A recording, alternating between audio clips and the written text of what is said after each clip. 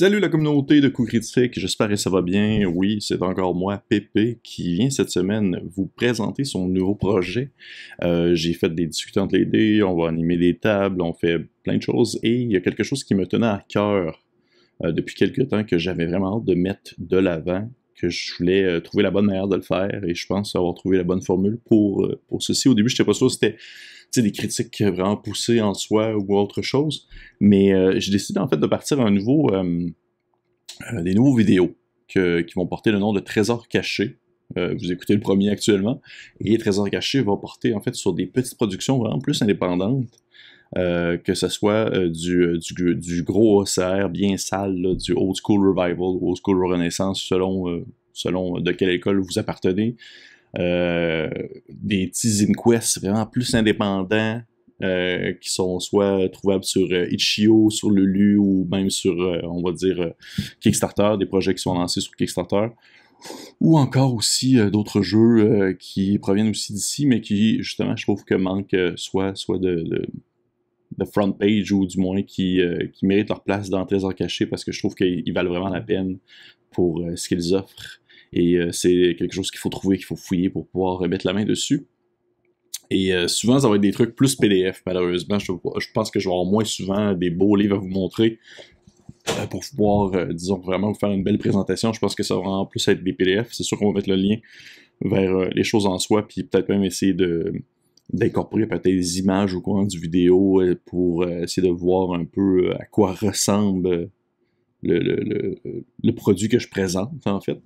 Et je veux vraiment prendre le temps de faire une petite introduction à ce propos, parce que je me découvre vraiment un certain amour, je dirais, depuis l'année passée, depuis au coin de la dernière année, alors que j'ai reçu, dans le fond, Morkborg, que j'avais fait une présentation, une vidéo pour présenter le jeu en soi, qui a gagné de nombreux prix, qui a été primé par de nombreuses personnes à l'international, autant du point de vue anglophone que du point de vue francophone. La communauté est absolument insane. Il y a vraiment beaucoup de stocks qui se font pour le jeu en soi, que ce soit vraiment des créatures, des classes ou des aventures, beaucoup de donjons, tu sais. Et Morkborg a un gros penchant OSR que j'ai découvert en plus grâce à ce jeu-là, parce qu'il était comme très accessible, veux pas, il était plus trouvable, plus facilement trouvable peut-être, et j'explore vraiment ce milieu-là, vraiment plus des jeux indépendants ces temps-ci, et c'est sûr que oui, tu sais, j'ai encore mes gros amours pour Donjons Dragons et tout ça, mais je trouvais ça vraiment important de pouvoir mettre de l'avant des choses qui sont peut-être moins connues, mais qui en ont vraiment dedans et qui valent vraiment la peine d'être présentées. Et Morkborg m'a vraiment lancé dans cette espèce d'univers-là de old school, renaissance, comme j'ai mentionné tout à l'heure. J'en ai abordé à quelques reprises dans d'autres vidéos, mais je voulais, comme, avant de présenter mon premier produit, du moins la première publication que je voulais vous montrer aujourd'hui, je voulais comme faire un petit retour sur l'OCR en gros. Je ne vais pas comme faire un travail de maîtrise là-dessus, je ne vais pas non plus vous faire un exposé oral de 50 minutes sur l'OCR, c'est vraiment seulement pour vous donner une petite idée de qu'est-ce que c'est. C'est vraiment soit on dit Old School Renaissance ou Old School Revival. Parfois, il y en a même qui disent le Old School Rule, ou Old School Retro Clone pour un autre style. Généralement, c'est un terme, c'est des jeux de rôle qui cherchent à reproduire, on va dire, plus les règles et l'ambiance qui est ressentie, qui est véhiculée par les vieux jeux datant des années 80, 80-90. Vraiment un principe qui est vraiment plus tourné vers les tables, vers le dungeon crawl, vers, on va dire, une certaine létacité plus importante, vraiment un décès plus primé. Tu sais, c'est quoi le but? Souvent, on va dire, j'ai lu beaucoup de choses sur Internet cherchant de définir, tu sais, vraiment précisément c'est quoi le OCR, et malheureusement, autant que ce soit en anglais ou en français, c'est un terme qui reste très nébuleux. Vraiment, oui, il y a des manières d'avoir des définitions, d'avoir des descriptions précises de qu'est-ce que l'OCR, mais ça en demeure que c'est des définitions qui sont personnelles à un milieu ou à un cercle. Fait que c'est très difficile à comme vraiment comprendre clairement tout ce qui ça englobe beaucoup de choses. Des fois, on va dire tel jeu est un OCR, puis d'autres vont dire mais non, c'est comme trop mis de l'avant, ça c'est un OCR et tout ça. Donc, je trouve que c'est un peu plus, c'est ça, c'est un peu plus nébuleux, et c'est pourquoi jouer un OCR, pourquoi jouer un OCR alors qu'on peut, tu sais, se contenter, si on veut, de jeux vraiment plus récents, plus communs, comme Donjon Dragon ou autre. Je pense que, puis ça c'est drôle, je l'ai vu sur un blog, puis je suis d'accord, je pense que c'est relativement quelque chose, je sais pas que c'est encore une fois c'est global, tu sais, je fais vraiment attention aux mots que j'utilise pour être sûr que je ne vais pas mettre tout le monde dans un même panier. Je pense que l'OCR à la base est quelque chose qui est plus tourné vers des joueurs de longue date, plus des vieux routards de jeux de rôle qui sont portés vers une nostalgie, vers, on va dire, les premiers produits de l'époque. Je pense que c'est des gens qui vont apprécier, on va dire, certains un aspect d'un goût pour l'aléatoire. Je pense que c'est un des éléments qui vient le plus me chercher dans l'OCR en général, dans les jeux qui ont cette tangente-là. C'est vraiment beaucoup de tables, beaucoup de trucs aléatoires qui sont générés aléatoirement, énormément tu sais, donner des stats de manière aléatoire, des points de vie de manière aléatoire, même au risque que ce soit rendant ton personnage très, très couillu. Là, ton personnage va être absolument inutile, mais c'est pas grave. Ça fait comme un peu partie de l'esprit OCR en quelque sorte. Je pense qu'il y a aussi un aspect qui est très tourné vers la simplicité. Tu sais, souvent, ça va se contenter à un livre, la stats all, qui est souvent beaucoup plus une boîte à conseil, plus que vraiment un setting complet.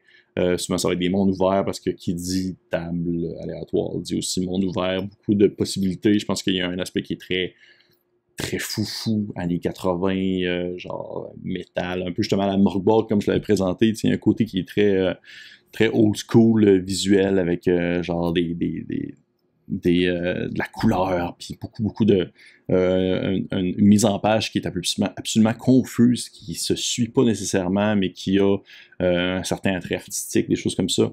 Je pense qu'il doit y avoir une adaptabilité importante, puis ça, c'est le point que je trouve le plus important à mentionner aujourd'hui, parce que ça fait un lien directement avec le produit que je présente, la publication que je veux présenter aujourd'hui.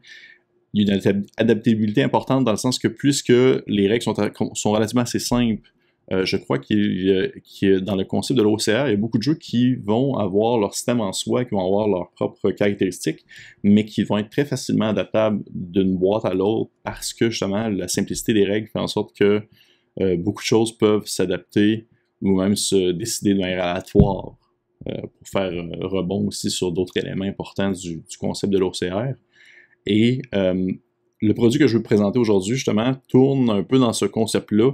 J'avais lancé un appel sur un groupe Facebook concernant, en fait, un groupe Facebook sur justement les RPG ZinQuest. C'est vraiment plus des petits trucs à pamphlets dont je vais vouloir en présenter beaucoup parce que ça me fait triper. C'est des tout petits ouvrages qui permettent de jouer souvent à des jeux qui ont des thématiques absolument flyées, qui ont des prises de position vraiment particulières. Sur le jeu de rôle en général, sur, on va dire, la prémisse même du jeu pour laquelle vous allez jouer. Souvent, ça va être, par exemple, sans nécessairement trop rentrer dans les détails, il y a un des jeux que je vais présenter qui se tient sur 4 pages, 4 petites pages, puis dans le fond, les joueurs incarnent une équipe de fourmis qui tentent tant bien que mal de comme, faire fonctionner la colonie malgré les différents problèmes qui vont survenir. Et juste ça me fait capoter. Je trouve ça tellement cool, je trouve ça tellement rapide et je trouve ça surtout très beau. Je pense que c'est une des choses que je trouve vraiment très cool dans le concept du ZinQuest, dans le OCR. Je trouve qu'il y a un aspect visuel qui est très attrayant, qui fait très différent du style très léché qu'on a aujourd'hui, des grandes illustrations colorées, Donjon Dragon-esque ou même à la Pathfinder. Je dis pas que c'est pas de beau, je dis juste que ça me fait du bien de voir autre chose de temps en temps, quelque chose d'un peu plus raw, quelque chose d'un peu plus cru, quelque chose d'un peu plus sale même. Et ce que je présente en fait aujourd'hui, c'est un ouvrage qui est présentement sur Kickstarter. Je vais mettre le lien disponible aussi dans la description du vidéo. C'est une espèce d'amalgame, c'est un bric-à-brac, c'est un moton de stock utilisé pour, dans le fond, les OCR que vous allez pouvoir utiliser pour vos tables. Et même, je pense que ça peut être utilisé aussi pour d'autres jeux. C'est vraiment pas spécifique à l'OCR. C'est un bric-à-brac, comme j'explique, une espèce de boîte à outils qui est mis de l'avant par deux gars, Olivier Revenu et Éric Niduan, désolé si je le prononce mal. Les deux auteurs, si on veut, du contenu, ainsi que beaucoup de collaborateurs ont mis ensemble, dans le fond, plein d'éléments qui ont vraiment aucun lien les uns aux autres dans un espèce de gros volume, un gros ouvrage de plus de 200 pages qui se veut à être un ramassis de tables aléatoires, de créatures, de questionnements, d'études, de réflexions concernant le jeu de rôle en général, concernant surtout le OCR, concernant, dans le fond, la perspective qu'on a en tant que joueur, en tant que DM. Et juste, je me rends compte que j'ai même pas nommé le produit, ça s'appelle NOC. Ça s'appelle K-N-O-C-K, NOC, avec un point d'exclamation. Et s'ils disent que c'est le premier issue qui est disponible pour l'instant sur Kickstarter, donc j'imagine qu'avec le temps, ils vont en produire d'autres. Et ce que je pourrais dire dans le fond de ceci, mais déjà merci de m'avoir envoyé, ils m'ont dans le fond envoyé une espèce de petit PDF concernant le NOC en soi. En fait, petit PDF, je dirais qu'il y a vraiment beaucoup de pages. C'est pas le document au complet, c'est pour me donner vraiment une très bonne idée de qu'est-ce que ça représente, qu'est-ce que c'est. Et il faut savoir à quoi s'attendre, on s'entend, parce que je pense que, justement, le concept, c'est qu'il n'y a pas beaucoup de stats qui sont définis par ce qui est donné dans l'ouvrage, dans les différentes tables, dans les différents outils qui sont proposés, sauf que c'est quand même, justement, ça en vient avec l'esprit de l'adaptabilité du style de jeu, c'est prenable, puis ça peut être emmené à autre chose. Et là, quand je dis des tables, là, c'est des tables. Il y en a comme genre... un des très cool que j'ai vu, c'était par exemple un D20 de statues magiques, genre 20 types de statues magiques que vous pourriez rencontrer aléatoirement dans une situation, un D12 de casques particuliers qui ont des caractéristiques, 34 trappes, des pièges qui peuvent dans le fond vous tuer ou vous blesser. T'sais, des concepts, c'est des concepts, justement, je pense qu'il n'y a pas de dégâts qui sont définis par les pièges, c'est plus expliquer en quoi il en retourne. Et ça fait partie vraiment de la beauté de la chose. Et bien sûr, comme le veut, on va dire, ce qui est comme on va dire le point le plus important, je crois, du moins un des points les plus importants, c'est le visuel qui est apporté au volume de NOC. C'est vraiment super beau. C'est un bel ouvrage. Ça me fait penser énormément justement à Morkborg, côté visuel, côté old school, côté mise en page. Il y a des textes qui se sautent un par-dessus l'autre. Il y en a un, c'est jaune, l'autre page d'après, c'est bleu, flash, l'autre page d'après, ça va être un rouge foncé avec dans le fond, des incrustations on va dire artistiques qui sont différentes les unes aux autres. Dans une page, ça va être une vieille peinture baroque. L'autre page d'après, ça va être quasiment un bonhomme allumette avec une épée dans les mains. Puis l'autre page d'après, ça va être un beau dessin à très style comique des années 50 où c'est un gigantesque singe avec un gros gourdin dans les mains. C'est vraiment... Pour ma part, moi, ça me fait triper. Je peux comprendre vraiment les gens qui ça va plus refroidir, sauf que pour de vrai, pour le prix que ça vaut, oui, c'est en euros, c'est sûr. Sauf que juste le PDF, je trouve que ça vaut vraiment la peine pour quelqu'un qui se cherche de l'inspiration pour pouvoir mettre de l'avant, on va dire, certaines tables, certaines idées qu'il n'aurait pas pensé dans un contexte, on va dire, plus classique, donjonesque. Et que ce soit pour les tables ou que ce soit justement pour les réflexions qui sont sorties, beaucoup de réflexions sur justement le rôle en tant que joueur, qu'est-ce qu'on fait, pourquoi est-ce qu'on fait du OCR, c'est à qui s'adresse ce livre-là, comment est-ce qu'on perçoit aussi le concept même du jeu, pourquoi est-ce qu'on lance des dés, est-ce que c'est vraiment la chose la plus importante à faire dans un jeu, ou c'est plus le fait de jouer ou être avec des amis, tu sais. Oui, c'est sûr qu'il y a, tu sais, je pense qu'à un certain point, il y a des questionnements là-dedans que vous vous êtes probablement déjà demandé, puis vous vous êtes dit pourquoi est-ce que j'irais chercher comme les conseils de quelqu'un d'autre. Mais pour ma part, moi, je trouve ça intéressant. Je trouve ça le fun de voir des gens qui se lancent et qui s'essayent justement dans on va dire dans un milieu qui est vraiment quand même assez difficile et qui grossit à chaque jour. Le monde du jeu de rôle, c'est quelque chose d'assez big, c'est quelque chose d'assez impressionnant. Et je pense que ça vaut vraiment la peine de comme voir qu'est-ce que les personnes dans le milieu indépendant peuvent penser de cette passion-là qui grossit à mesure que le temps avance. Et bien sûr, c'est en anglais. Il faut que vous soyez à l'aise avec la langue de Shakespeare. J'allais dire la langue de Molière, mais lui, il parle français, hein. Mais il faut être à l'aise avec la langue de Shakespeare pour pouvoir comprendre. Surtout que des fois, il va y avoir des tournures de phrases qui sont particulières. Surtout si la mise en page va être assez particulière. Ça peut être parfois assez difficile à lire. Mais ce qui est beau avec ce livre-là, c'est que justement, c'est un melting pot de plein d'affaires. Fait qu'au final, vous pouvez lire 2 pages, arrêter, reprendre une autre fois, puis lire les 3-4 pages plus loin, puis c'est pas grave, au final, ça se suit pas nécessairement.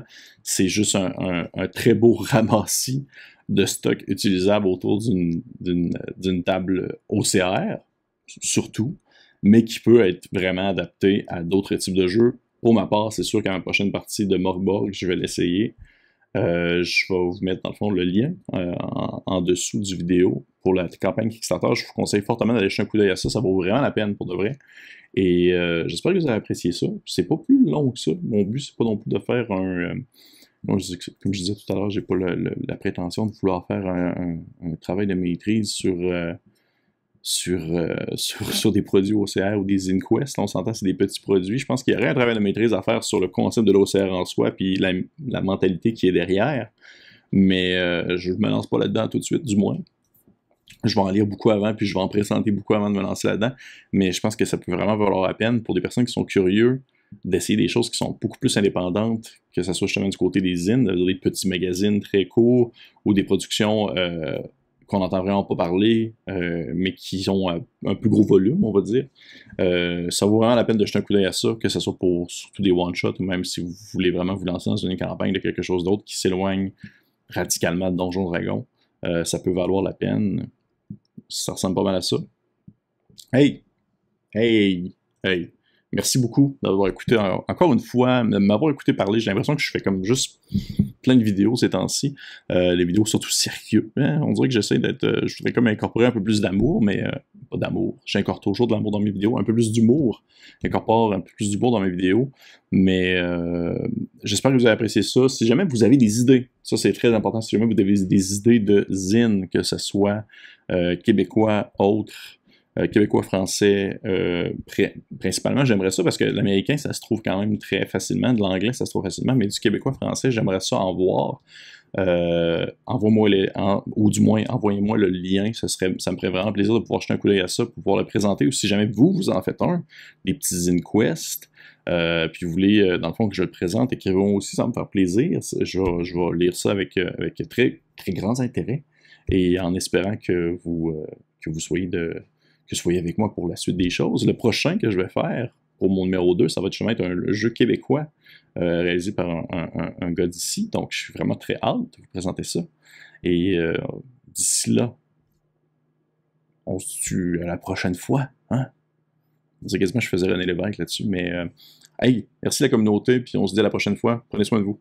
Bye.